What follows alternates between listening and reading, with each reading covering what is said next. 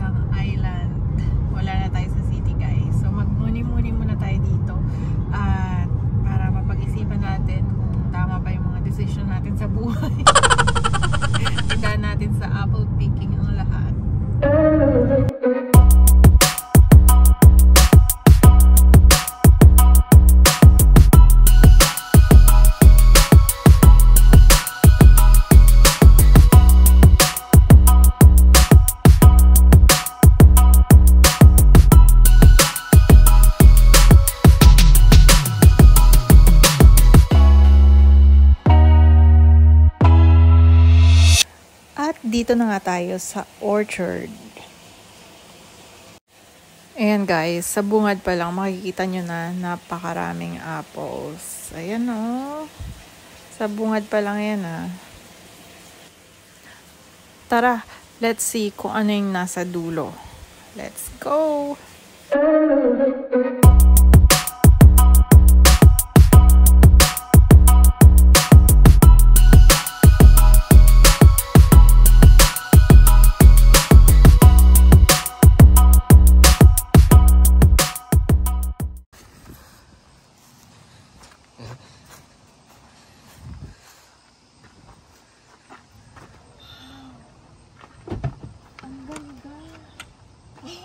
Gosh, ang ganda, grabe. Ayun o.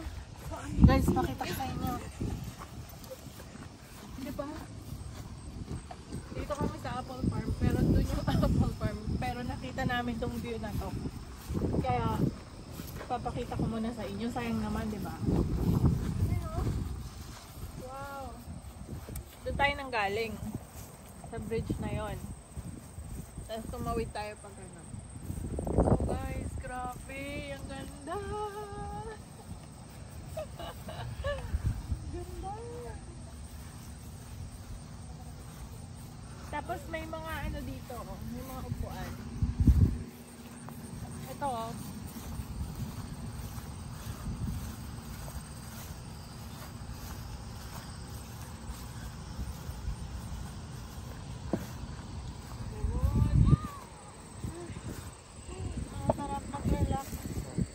guys, tingnan nyo yung ulap. Ang ganda ng panahon ngayon, grabe.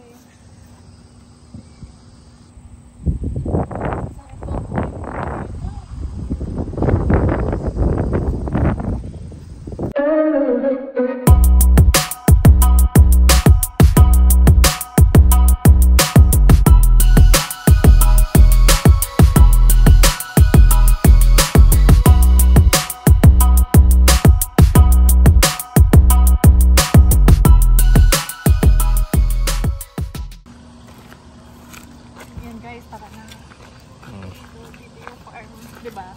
Doon na tayo galing. Tapos, few steps lang. Ito na yung farm.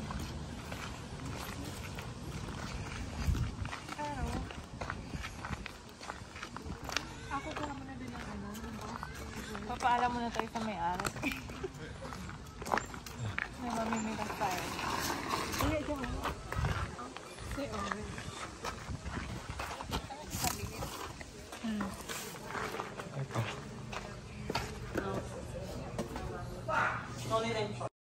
Ayan guys, so may tatlong prices kang pwedeng pamilian.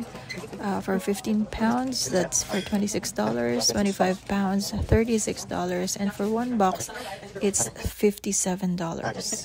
And dito, tinuturo niya sa amin kung saan namin pwedeng pitasin yung mga varieties ng apples nila. So magbabayad muna kami. And by the way guys, napili namin yung 15 pounds for $26. Pwede kayong magbayad dito through cash or through credit card payment.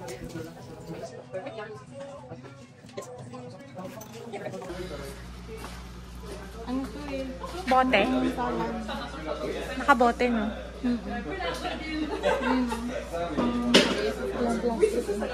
Puis sinon, on peut prendre le tracteur ou y aller à pied, puis monter dans la deuxième section du verger. Là, vous allez trouver les 3 sortes qui sont disponibles avec un hidon.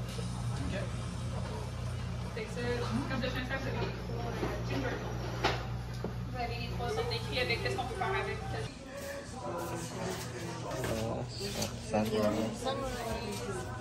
Meron pala silang 3 variants ng apples dito, which are Sunrise, Polo Red, and Ginger Gold. This one, sabi niya, is Polo Red. This is the sweetest brown. Tignan niyo kung gaano kababa. Huh? Diba? Tapos, tingnan niyo guys, ang dami nang nalalaglag. Ayun o. Sobrang daming nalalaglag. May mga hilaw pa. Wow, grabe. Ang ganda. So, ayun na nga guys. Dito na kami sa farm. And, in fact, nakapitas na ako ng isa. Kinakain ko. But, let me show you. Ang daming nalaglag. Grabe. Ayun o. Sayang. Ang dami. Super dami. Pero guys, tingnan nyo kung gaano kababa yung mga apple. Grabe na kami. Yan lang siya oh. Diba? Sobrang baba lang yan. Ang dami talaga. Paano ba pag sa Pilipinas? Para lang siyang mangga. Yung sa atin. Ayun oh. Ito oh, grabe. Hindi na kayang i-hold ng mga branches kasi ang bigat na ng apple sa dami ng bunga. Grabe. So yun. So dito pwede kang mamitas, tapos pwede kang kumain and it's for free. Tapos yung binili namin kanina, this is for 15 pounds worth $26. So yun. Siyempre ang gagawin natin, mamimitas tayo, tapos kakainin muna natin, magpakabusog tayo. So itong area na to is Polo Red and these are the sweetest. So dito muna tayo.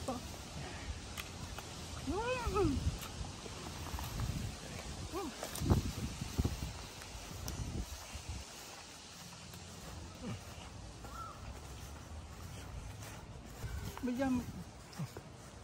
Ang dami, oh. Grabe. Oh.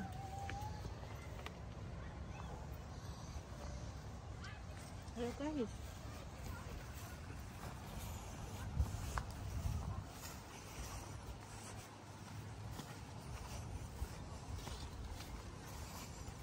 Actually, meron pa mga hilaw. Pero ito ang lalaki oh. Ayun oh, mga hilaw pa yan. Nakatikim na ako ng hilaw at sobrang asim niya. Yung asim niya, yung kukuha ka talaga ng asin. Yung mangga levels, gano'n.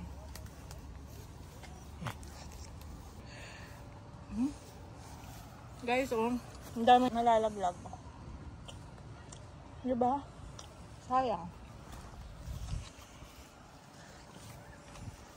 Ganyan lang siya kababa oh.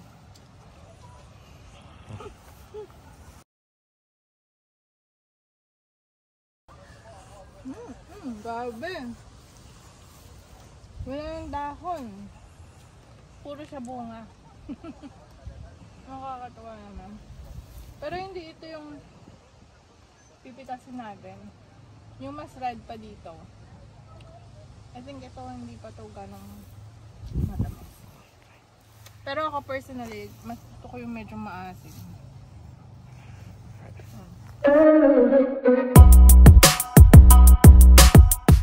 Pupunta tayo sa isang variant naman ng apple. Magka-cross lang tayo dito. Ay, bayad! Nag-cross border! Cross border. Ito ba yun? Or same variant lang sila nun? Ay, hindi. It's different eh. This is like so sweet to apple. Arte. Bigla siyang umarte. So, ito pala yung sweetest. Mali yung kanina. Ito yung color red. Kasi red na red siya. Oh, yung isa. May green. Other part. Grabe. Ayun, punta niyo. Tingnan niyo yung mga naglalaglakan. Ayun. Dito.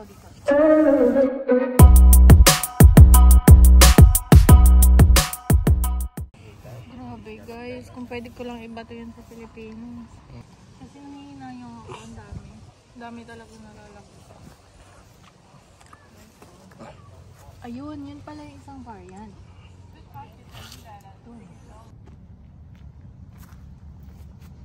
And guys, so tingnan nyo. Grabe naman. Nakaka-amaze naman yan. Ayun o, ay nako, sayang. Dami.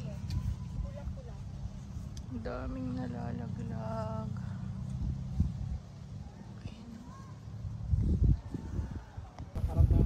Ayan guys, so namimili kami kung saan yung dadamihan namin ng pitas. Ayan. Oh, ito, pwede na to. Kasi nga may 3 variants. So, ayan. Grabe, ang daming nalaglag. Oh. Ay, nakakapanghinayang. Di ba pwedeng libre na lang itong mga nalaglag? Ay, grabe oh. Oh, katuwa naman to. Tignan nyo guys, oh. Sobrang dami. Di ba? Ang dami. Oh. Yung ano, dun kami galing.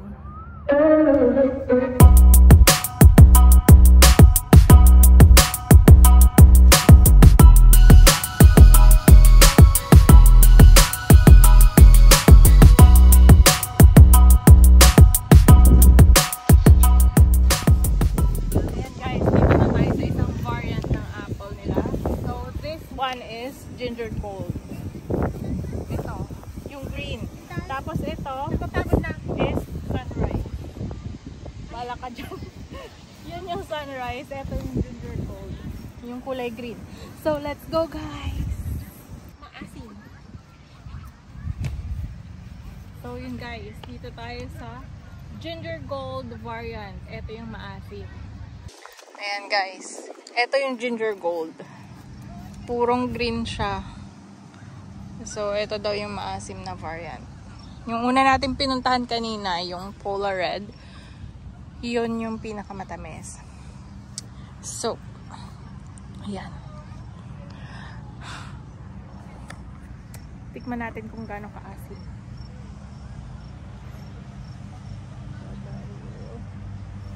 Maliliit talaga siya. Ayun, nakita ko. To. Yeah. Tikman natin.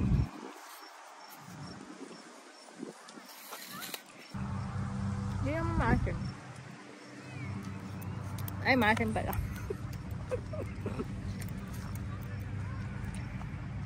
Sakto lang. Guys, grabe ang juicy niya.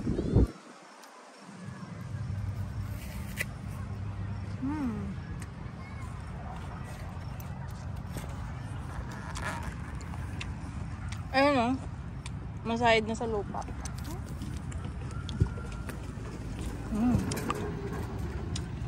Ayun naman yung sunrise.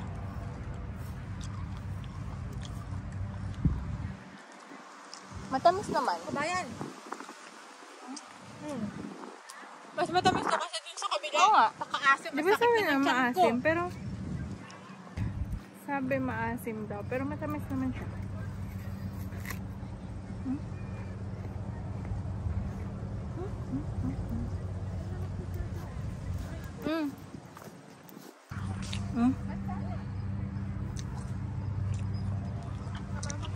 Let's go.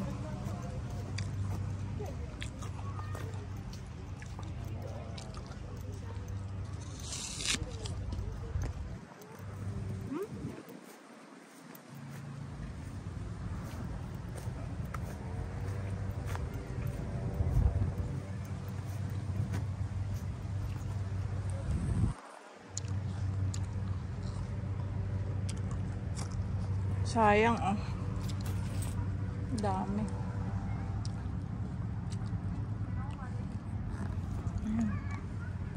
Masayad na sila sa lupa. Let's go.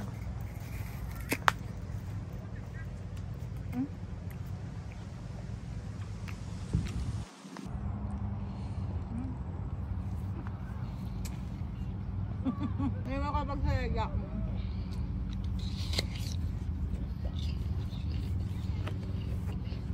Sarap, mamitas na tayo.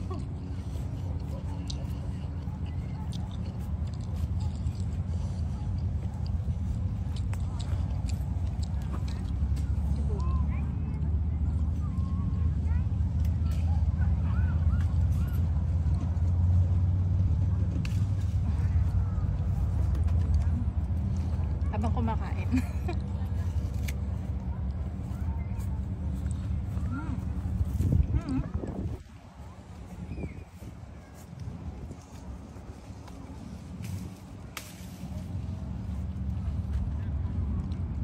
Ibang variant naman.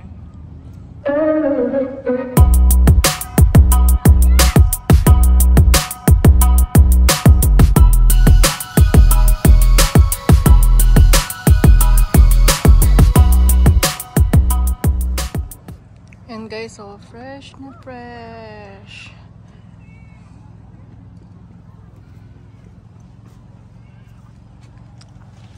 Ito yung sunrise na variant. Ito ata yung pinakamaasim, hindi yung green. Actually, yung green matamis eh. Ito. Yan, yung sunrise. Tikman natin. Tikman natin guys. Parang maasim.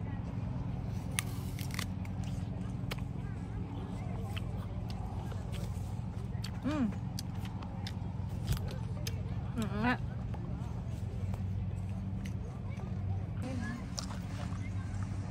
Medyo hilaw-hilaw. Oh, hindi ko pala sure kung yan na yung hinog.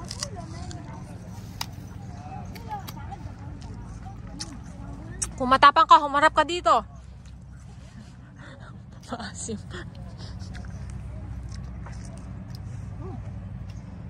Dapat talaga nagdala akong asin.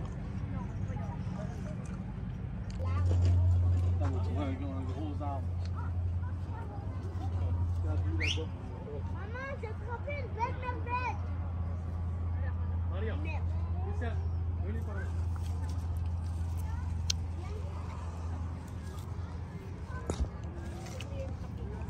Grabe. Lalaki. So, ayun na nga guys. Dahil napuno na namin yung 15 pounds na lagayan ng apple, which is worth $26. Uuwi na kami. So, ayan. Grabe, diba? I hope nag-enjoy kayo sa video na ito. And sana nagustuhan nyo ang mga views na pinakita ko sa inyo. And sana naparamdam ko sa inyo na parang na-experience nyo na rin na nag-apple picking kayo dito sa Canada. And that's it for today's video, guys. See you on my next vlog. Ciao!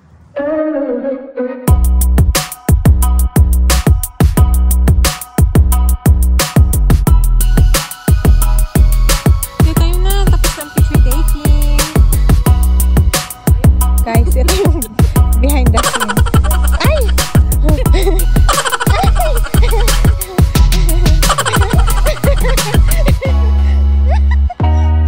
Yan, bit-bitin mo na. Sige, picture pa mo.